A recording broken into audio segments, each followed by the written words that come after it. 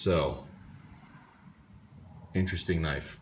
And as you can see, this brand is combat ready. This thing was sold via Smoky Mountain Knife Works for $40.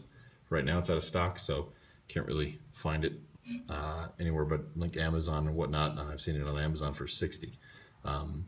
Don't pay $60 for this. I'm gonna start out with that. So, interesting design.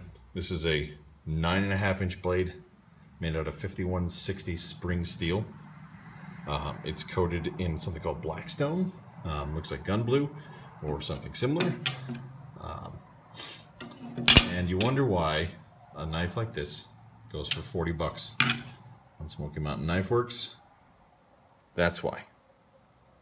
Made in China. So, I've seen this reviewed elsewhere, and they're doing some pretty heavy chopping into some dry wood, and sections of the blade just break right off.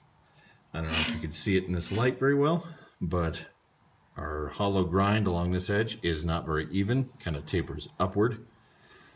And that tells me that these knives being manufactured in China are kind of the Monday, Friday knives.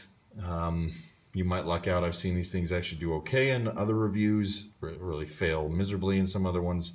So if they do any heat treat to this, somebody might have just done it badly on the ones that failed. So we don't know how this one will hold up. It has done a fair amount of chopping around my property already.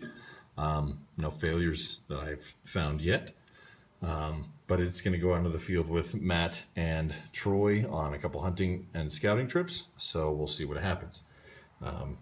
As you can see, it's about 15 inches overall length. We've got the lanyard holes back in the end here, and then some pretty hefty angles here that you could use for breaking glass, breaking skulls.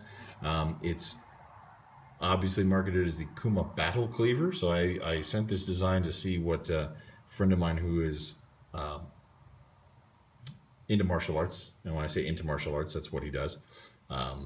Studied Shotokan when he was younger, moved on to Tai Chi, is currently studying a bit of Kali and Wing Chun to really kind of get an understanding of Jeet Kune Do. But he's also a full-time fencing instructor, so he has a really broad spectrum understanding of martial arts and how to manipulate a weapon. He says this thing's an interesting design. It wouldn't be his first choice, but he said that anybody who trains with it enough could actually be pretty deadly with it if they were exclusive with this knife. I wouldn't use this in a knife fight, but I'm not a knife fight guy. And this thing looks more like it's supposed to be chopping wood and making kindling. As you can tell, this blade is really thick. It's about 3/16 of an inch, which is nearly a 1/4 inch. Should hold up pretty well to some batoning out in the field, making some kindling. It also, in these G10 handles, has indentations. Could probably be used to do some bow drill fire starting. We'll see if it holds up to that. That, in a nutshell, is the knife. Well, actually, I wanted to go really quick. This jimping, can you see the jimping here? Nope, not at all. You have to jam your thumb so deep into there to even use that at all. Forget about the jimping. It's not really worth even trying.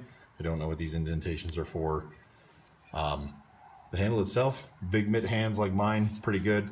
You can even set it forward a little bit in your hand to get a better swing. Maybe during some chopping. Not really good for some fine work. I bet if I were to grind in some jimping along this edge, you could do maybe some fine work in here. Got a good, because this thing is sharp. It's a super sharp edge. 5160 spring steel is a good blade steel, and had they taken some time with this, made it so that it was worth a little bit more as far as purchase price, you know, this would be great. It's got the hollow grind along here. I'm not a big fan of that, but they did do kind of a Scandi grind, full flat, I guess you could say. Not really full flat because it's a chisel tip, but they did that up here. This thing could have been awesome. So we'll see if it's a a good tool in the field. I want to talk really quick about this piece of crap. If you can tell, that's single stitching around the whole thing. It's really not the best designed sheath in the world. It's got these two leg straps, so it's pretty much going to hang straight against your leg, but they got it tapered out up here for whatever reason, to follow the handle, I guess,